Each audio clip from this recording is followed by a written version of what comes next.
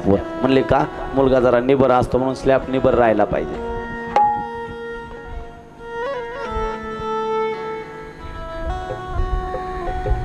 कन्याचं खूप मोठं महत्व आहे. आणि ज्याला ज्याला मुलगी आहे ना त्याने भगवंताला धन्यवाद द्या की मला मुलगी दिली. ज्याच्या घरी मुलगी ना महाराज, ज्या घरात मुलगी त्याच घरात लक्ष्मी, त्याच घरात आनंद आहे. ज्या घरात मुलगी नाही ना महाराज, मुलगी जर घरात नसेल तर घरात समाधान वाटत नाही. ज्या घरामध्ये कन्या आहे त्या घरात सुख आहे, त्या घरात आनंद आहे, त्या घरात लक्ष्मी आहे, त्या घरात स्वच्छता आहे, त्या घरात पवित्रता आहे, त्या घरात महाराज ज्या घरात कन्याच्या नुपुराचा आवाज खणकतो त्या घरात नेहमी लक्ष्मी, नेहमी सुख आहे. म्हणून बरेचसे माणसं म्हणतात महाराज माझ्याकडे काहीच नव्हतं, माझं लग्न झाल्यानंतर बरंच आलं, किंवा ही मुलगी झाल्यानंतर बरंच आलं, त्याच्या अगोदर काही जरा लईच जेमतेम परिस्थिती होती. लक्ष्मी स्वरूप आहे, लक्ष्मी स्वरूप आहे कन्या.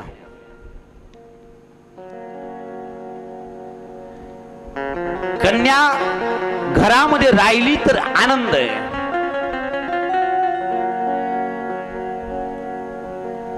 आणि म्हणून बाप होणं महाराज सोपी गोष्ट नाही बरं.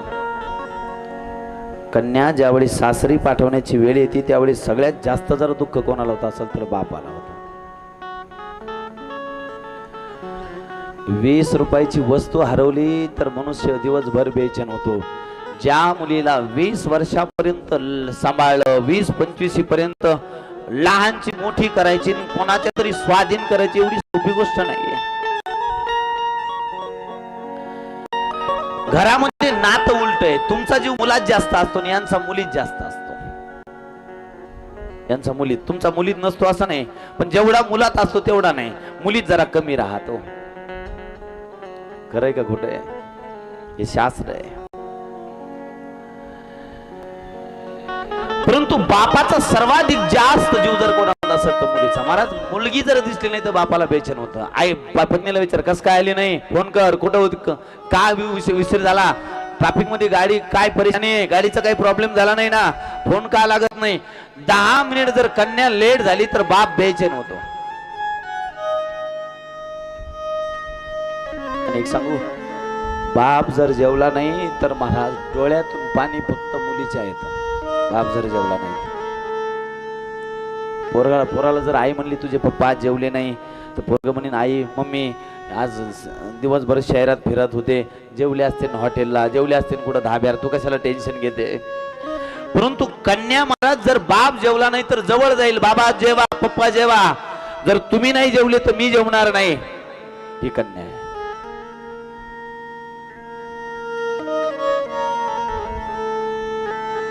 आणि 20-25 वर्षापर्यंत सांभाळायची, कोणाचे तरी स्वाधीन करायची, एवढी सोपी गोष्ट नाहीये.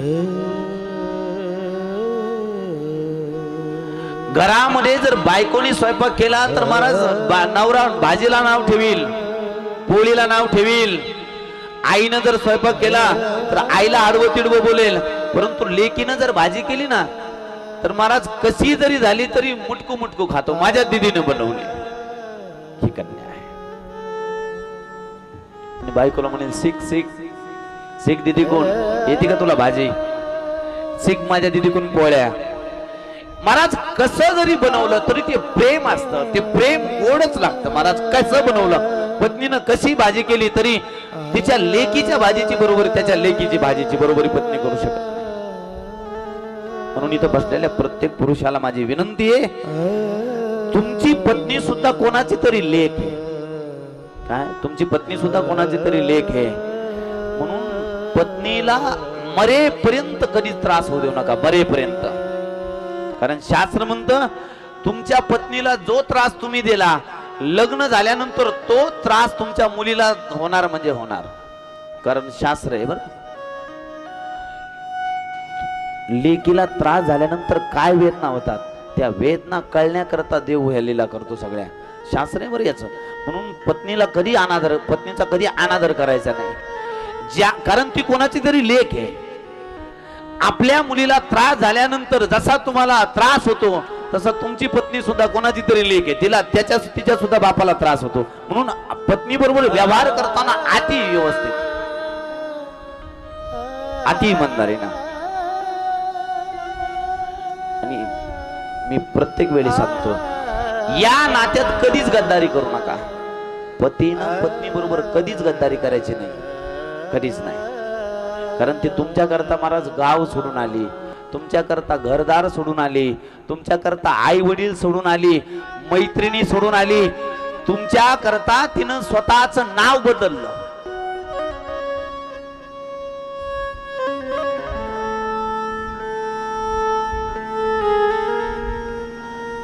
आणि मी सांगू का, जो बायकोच्या नजरेत उडाला त्याची समाजात किती प्रतिष्ठा आणि किती किंमत असली तरी त्याने समजायचं आपण झिरो आहे. ज्याच्या बायकोच्या नजरेत जो उडाला तो झिरो आहे, झिरो. समाजामध्ये तुम्हाला अख्खं राज्य मानत असेल, अख्खा जिल्हा मानत असेल, पण घरात जर तुम्ही बायकोच्या नजरेत उडाले ना तर शास्त्र म्हणतो तू झिरो आहेस. म्हणून मरेपर्यंत नजरेत उडू नका.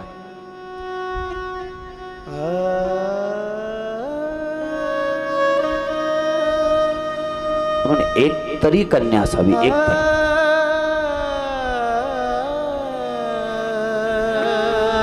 कन्या ज्यावेळी देण्याची वेळ येते, मला सासरी पाठवण्याची वेळ येते, त्यावेळी सर्वाधिक रडत असेल तर बाप. महाराज पत्नी सांगत असते, वस्तू घेताना व्यवस्थित घ्या, आपल्याला देणं खूप मोठं आहे, आपल्याला लोकांचं द्यायचं आहे, जरा मापात घ्या बरं. तुम्ही जास्तीचं घेता, माग घेता, आपल्याला ओझं खूप आहे, कर्ज खूप आहे. परंतु बाप म्हणतो नाही, माझ्या दिदीला तिकडं गेल्यानंतर कोणी म्हणू नये की तुझ्या बापाने हलकं दिलं, आणि माझ्या दिदीला कोणी खाली पावं लावू नये, म्हणून मला चांगलंच घेऊ देतो. कधी म्हणायचं लेकीला कधीच कमी करत नाही बाप. आणि एखाद्या लेकीची गरीब परिस्थिती असली ना तर हळूच महाराज लेक जर आली तर बाजूला रूम मध्ये घेतो आणि सासलेले 10-5 हजार रुपये संसारातले हळूच लेकीच्या हातात देतो. आणि लेकीच्या हातात दिल्यानंतर लेकीला सांगतो, तुझी परिस्थिती जेमतेम आहे, कधीही अडचण आली का मला फोन कर. आणि हे 10,000 रुपये दिलेत हे तुझ्या आईला सुद्धा सांगू नको, तुझ्या आईला सुद्धा म्हणू नको की 10,000 बाबांनी दिलेत. ती जर घरी बोलून गेली तर घरामध्ये चर्चा होईल, लेकीचं लग्न झालंय आता मुलीला द्यायचा अधिकार काय आहे. म्हणून कधी कधी मुलगा भांडल, सून माझ्या बरोबर चांगलं वागणार नाही, लेक चांगला वागणार नाही, म्हणून बाप आपल्या लेकीला महाराज चोरून देईल.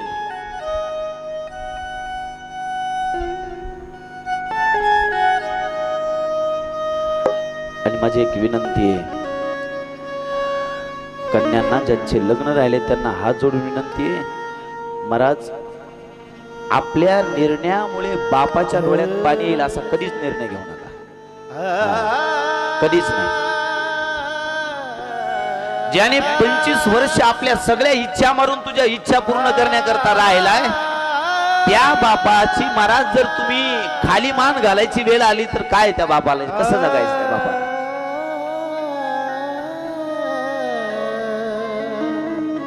आणि मला तारुण्यामध्ये चुकीचा पाऊल पडण्याची भीती जास्त आहे तारुण्यामध्ये. म्हणून इथं बसलेल्या प्रत्येक आईला माझी विनंती आहे, तुमच्या पायाची चप्पल मुलीला येऊ लागली की तुम्ही तिची मैत्रीण व्हा, तिच्या जवळ जा, मैत्रिणी सारखे तिच्या बरोबर चर्चा करा.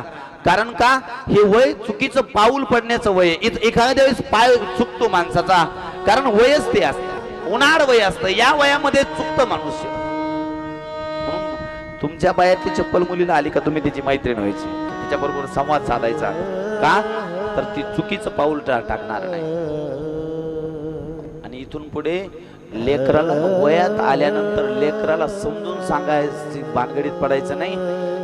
मुलगी वयात आली, मुलगा वयात आल्यानंतर त्यांना समजून सांगायचं नाही, समजून घ्यायचं. जर तुम्ही वयात मुलगा आला आणि त्याला जर समजून सांगू लागले ना तर तो तुमच्यापासून लांब जातो. समजून सांगणं वेगळं, समजून घेणं वेगळं. आणि या पिढीला समजून सांगण्याची गरज नाही, या पिढीला समजून घेण्याची गरज आहे. 25 वर्षापूर्वी समजून सांगणारी पिढी होती, 25 वर्षापूर्वी लेकरांना समजून सांगायला लागायचं. आताची पिढी काळानुसार सगळं चेंज होतं बरं. आताच्या पिढीला समजून सांगायची गरज नाही, आताच्या पिढीला समजून घेण्याची गरज आहे. कारण आताची पिढी एवढी टॅलेंट आहे, एवढी टॅलेंट आहे. मी म्हणतो आपल्याला 10वी पर्यंत जे कळत नव्हतं ते त्यांना 5वीलाच कळतंय. शाळेतला अभ्यास असेल, व्यावहारिक गोष्टी असतील, जे आपल्याला 10वी पर्यंत कळत नव्हते त्यांना 4थी 5वीलाच कळू लागल्या. म्हणून त्यांना समजून सांगायच्या भानगडीमध्ये पडू नका, त्यांना समजून घ्या. 25 वर्षापूर्वी समजून सांगायची गरज होती, तेवढी टॅलेंट मुलं नव्हते.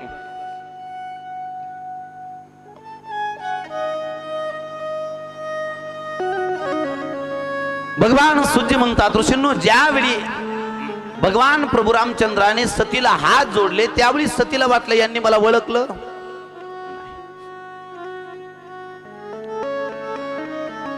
आणि मग वडिलांसहित स्वतःचा परिचय दिला. मी अवधनगरीचा राजा राम, अवधनगरीचा राजा दशरथ, मी दशरथाचा पुत्र राम, हा माझा छोटा भाऊ लक्ष्मण आणि माझी पत्नी सीता.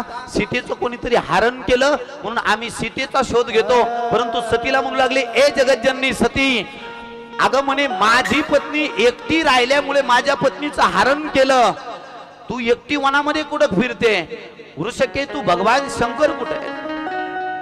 आणि भगवान शंकर कुठे आहेत म्हणल्यानंतर सतीला कळालं की हे रे राजकुमार नाहीत, हे राम आहेत. आणि मी रामाची परीक्षा घ्यायला आली. डोळ्यातनं अश्रुधारा वाहू लागल्या, रडू लागली. आता महादेवाकडे गेल्यानंतर काय उत्तर देणार? आणि ज्यावेळी ही सती विरहामध्ये भगवान शंकराकडे निघाली त्यावेळी महादेवाने आल्याबरोबर विचारलं, देवी घेतली का परीक्षा? त्यावेळी महाराज सबसेल खोट बोलले. कछुन परीक्षा लीन गुसाई, कछुन परीक्षा लीन गुसाई, कछुन परीक्षा लीन गुसाई, कछुन परीक्षा लीन गुसाई, कछुन परीक्षा लीन गुसाई, कछुन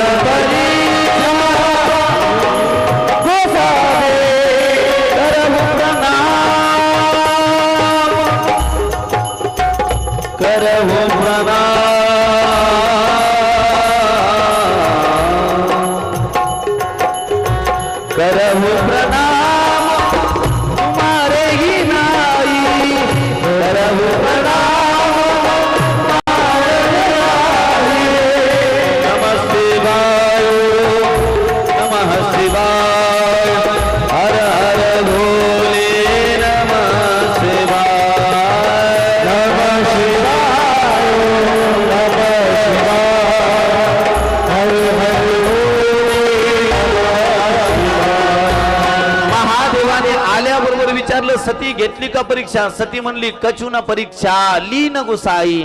म्हणले मी काही परीक्षा घेतली नाही. मग म्हणले काय केलं? म्हणले मी जवळ जाऊन नमस्कार केला. आणि मला स्त्रीचं दर्शन करणं वेगळं आणि पुरुषाचं दर्शन करणं वेगळं. श्री मंदिरात जाऊन देवाला 2 बोट कुंकू लावल्याशिवाय समाधान मानत नाही. पुरुष जर मंदिराजवळून चालला तर तो नुसता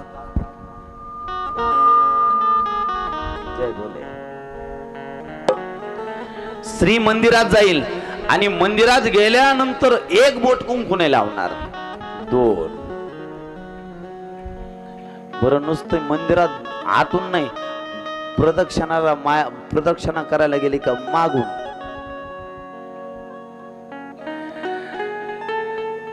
आता मागून कुंकू लावायचं काय शास्त्र मला तर काही कळालं नाही. हिना टिपका ठेवून दिला का तिनं टिपका ठेवून दिला, तिनं टिपका ठेवून दिला का तिनं टिपका ठेवून दिला, एकीनं टिपका ठेवला का सगळं मंदिर पाठीमागून लाल लाल.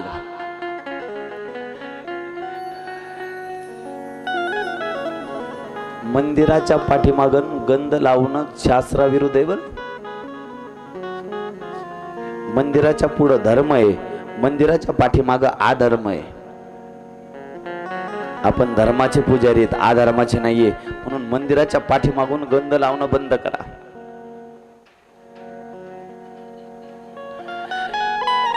ज्यावेळी शिवमंदिरात जवळून जातात त्यावेळी शिवमंदिराच्या जवळून जर जात असेल तर शास्त्र म्हणतं महादेवाच्या मंदिराच्या कलशाचं दर्शन घ्यावं.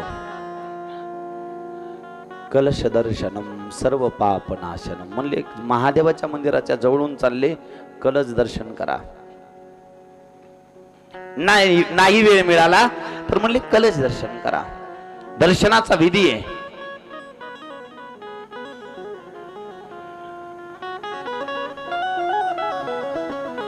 गंध लावण्याचा विधी आहे. देवतांना कोणत्या बोटाने लावावा, माणसाला कोणत्या बोटाने लावावा, स्वतःला कोणत्या बोटाने लावावा. आरतीचं शास्त्र आहे. आरतीमध्ये किती वाती असाव्यात, आरती किती वेळा ववाळावी. भगवंतावरनं आरती ववाळताना 14 वेळा आरती ववाळावी असं शास्त्र आहे. आता तुम्ही म्हणावा आरती ववाळाव का मोजाव, दोन्ही जमणार नाही. एक तर ववाळायला एक जण ठेवा लागेल ना, मोजायला एक जण, तेव्हा होऊ शकतं ऍडजस्ट. ज्यावेळी आरती ववाळतात त्यावेळी 14 वेळा आरती ववाळण्याचं शास्त्र आहे.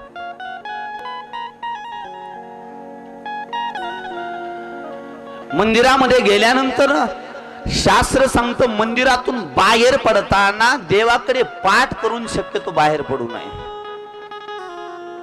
देवाकडे पाठ पडून बाहेर पडू नये.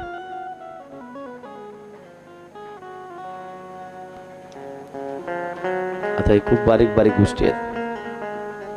आज सती ज्यावेळी महादेवाजवळ आली त्यावेळी महादेवाने विचारलं देवी घेतली का परीक्षा. त्यावेळी सती साप खोटं बोलली. म्हणली काय परीक्षा बिरीक्षा घेतली नाही. म्हणले मग जाऊन काय केलं. म्हणले जाऊन मी नमस्कार केला. नमस्कार केला. महादेवाने डोळे बंद केले आणि डोळे बंद करून पाहिलं तर महादेवाला लक्षात आलं की 4:50 झाले. काय लक्षात आलं. ज्याला कळालं त्याला धन्यवाद.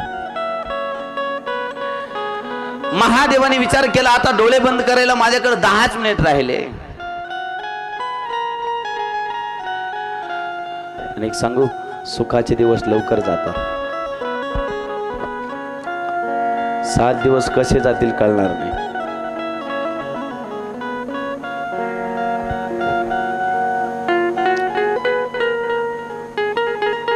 महादेवाने डोळे बंद केले आणि डोळे बंद केल्यानंतर दिव्य दृष्टीनं पाहिलं तर हिनं माझ्या आईचं रूप धारण केलं.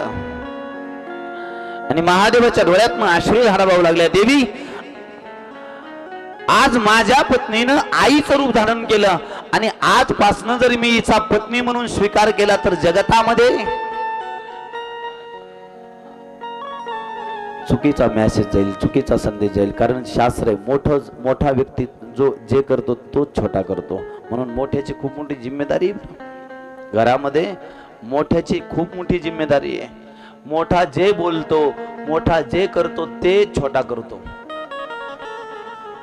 म्हणून तुम्ही घरात नातू पहा, नातू बरोबर त्याच्या बापाची स्टाईल चालण्याची करून दाखवून, बोलण्याची स्टाईल करून दाखवून, पप्पा कसे उभा हसतात हसण्याची स्टाईल करून दाखवून मोठ्याचं अनुकरण छोटा करत असतो. म्हणून मोठ्याने जास्त मोबाईल खेळायचा,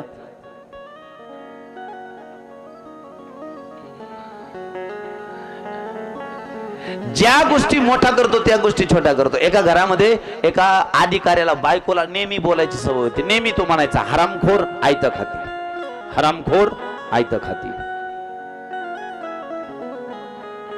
त्याच्या घरात एक छोटं पोरग होतं, ते रोज ऐकायचं. एक दिवस त्याने छोटी गाडी घेतली आणि गाडी खेळत होतं.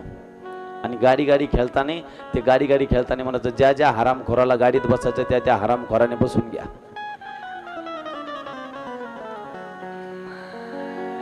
ज्या ज्या हरामखोराला उतरायचे त्या त्या हरामखोराने उतरून घ्या. असं एकदा झालं, दोनदा झालं, तीनदा झालं, चौथ्यांदी बापाला वाईट वाटलं. म्हणजे याची सवय बिघडू लागली. एक काना माग वाजवली. मूर्खा काय बोलतो कळतं का. महाराज पोरग अर्धा तास रडत बसलो आणि अर्ध्या तासाने पुन्हा गाडी उचलली आणि गाडी खेळू लागलं. आणि खेळता खेळता म्हणू लागलं एका हरामखोरामुळे गाडी अर्धा तास लेट झाली.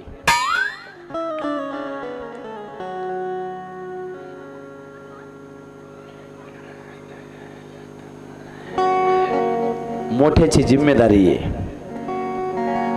मोठ्याची जिम्मेदारी आहे. घरामध्ये कसं बोलायचं, कसं चालायचं, घरातल्या व्यक्तीबरोबर कसा व्यवहार करायचा. इथं बसलेल्या प्रत्येकाला माझी विनंती, एक नियम चालू करा.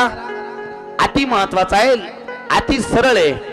सकाळी तुमची स्नान वगैरे झाल्यानंतर आईचं दर्शन घेऊन घराच्या बाहेर पडत जा. एक याने काय होईल म्हणले आईचं दर्शन अपयशी होऊ देत नाही. एक आणि शास्त्र असं आहे म्हणले आईचं दर्शन जर तुम्ही घेतलं तर तुमच्या मुलाला ती सवय लागल नित्याची की उठल्यानंतर देवपूजा स्नान झाल्यानंतर आई वडिलाचं दर्शन घ्यायचं. मी तुम्हाला गॅरंटीने सांगतो 1 महिना तुम्ही तुमच्या आईचं दर्शन घ्या, पुढच्या महिन्यात तुमचा मुलगा तुमचं दर्शन घेणार म्हणजे घेणार ऑटोमॅटिक. तिथं वेळ लागणार नाही, त्याला अनुकरण करणार म्हणजे करणार. 1 महिना तुम्ही घेऊन पहा. आजच्या कथेतनं बाकी काही नाही लक्षात राहिलं तर एवढंच एक घरी घेऊन जा, एवढंच. आणि तुम्हाला एवढंच काय काय देईल ते काही सांगता येत नाही. फक्त काय करायचं, आईला नमस्कार करायचा. आता तुमचं जर अवघड आहे, तुमचं जर अवघड आहे, तुम्ही सासूला थोडी आई मानता का? मानतात? सासूला आई नाही मानायच्या, तुम्ही मानता? वा वा, टाळ्या वाजवा. मनातून मानता का उगाच? खरं मानता? इथं बसलेल्या प्रत्येक सुनाला माझी विनंती आहे, सासूला आई माना. आणि इथं बसलेल्या प्रत्येक आईला माझी, सासूला माझी विनंती, सुनाला लेक माना. तुमच्या घरी माझा महादेव येऊन राहील. महादेव स्वर्ग बनेल घर, एका वर्षात स्वर्ग. सुनाला लेक माना आणि सासूला आई माना. पण तुम्ही हे करणार? तुम्ही मी आल्यावर घरी पाट टाकतान, हार घालतान. कधी कधी तो पाठ पाहिलं का असं वाटतं उचलाव आणि असा बाजूला ठेवाव. पाय घसरण्याची भीती वाटते. मला असं म्हणायचं होतं, तुम्ही दुसरीकडे का बरं जाता? लेकीला आम्हाला सुनाला लेक माना, आईला सासूला आई माना. घर स्वर्ग होईल, स्वर्ग. घरामध्ये स्वर्ग राहील. महाराज तुम्हाला स्वर्गात जायची गरज नाही, तुमचं घर स्वर्ग होईल. आज माझ्या महादेवाने डोळे बंद केले आणि डोळे बंद केलेल्या महादेवाने विचार केला, जर ही माझी आई झाली आणि आई झाली तर आई बरोबर पत्नी सारखा व्यवहार करणं हे शास्त्र विरोधी आहे. मनोमन सतीचा त्याग केला आणि महाराज त्याग केल्याबरोबर आकाशवाणी झाली, धन्य महादेव. महाराज देवता लोक महादेवाचा जय जयकार करू लागले. जय हो, जय हो भोलेनाथ, जय हो भोलेनाथ, जय हो भोलेनाथ. आणि महाराज जय जयकार होऊ लागला. आकाशामध्ये विजांचा गडगडाट होऊ लागला, ढगांचा गडगडाट होऊ लागला. देवताने भगवंताच्या अंगावरती सुमनवृष्टी सुरू केली. म्हणजे तुमच्यासारखा सत्यवान या जगतामध्ये दुसरा कोणी नाही. आणि सतीनं महाराज ही आकाशवाणी विचारलं, देवा तुम्ही अशी काय प्रतिज्ञा केली की देवता तुमचा जय जयकार करू लागले? अशी कोणती प्रतिज्ञा केली? त्यावेळी महादेवाने विचार केला, मी केलेली प्रतिज्ञा जर हिला सांगितली तर हिला दुःख होईल. म्हणून एक गोष्ट सांगू, एखाद्या वेळी खरं बोलून सुद्धा जर समोरच्याला त्रास होत असेल तर त्यावेळी मौन धारण करा. पक्की कळालं? जर खरं बोलून सुद्धा समोरच्याला त्रास होत असेल तर माझ्या महादेवाने या कथेत नाही हे सांगितलं, त्यावेळी मौन धरा, बोलू नका. आज महादेवाला ज्यावेळी सतीनं विचारलं तुम्ही काय प्रतिज्ञा केली, तर महादेवाने महाराज राम राम राम असं भजन करत करत करत करत कैलासापर्यंत आले. आणि कैलासापर्यंत आलेले माझे महादेव महाराज विशाल वृक्षाच्या खाली बसले आणि महाराज सतीला राम कथा सांगू लागले. या कथेतनं मला एवढाच भाव सांगायचा होता, सती एकदा खोटं बोलली तर महादेवाने सतीचा त्याग केला, मग बेल वाहणारीचा का नाही त्याग करायचा? म्हणून 7 दिवसापर्यंत खोटं बोलायचं नाही. आज याच ठिकाणी वाणीला विराम. उद्या बरोबर 2 ते 5 या वेळेमध्ये कथा होईल. सर्वांनी आरती करता उठून उभे राहायचं.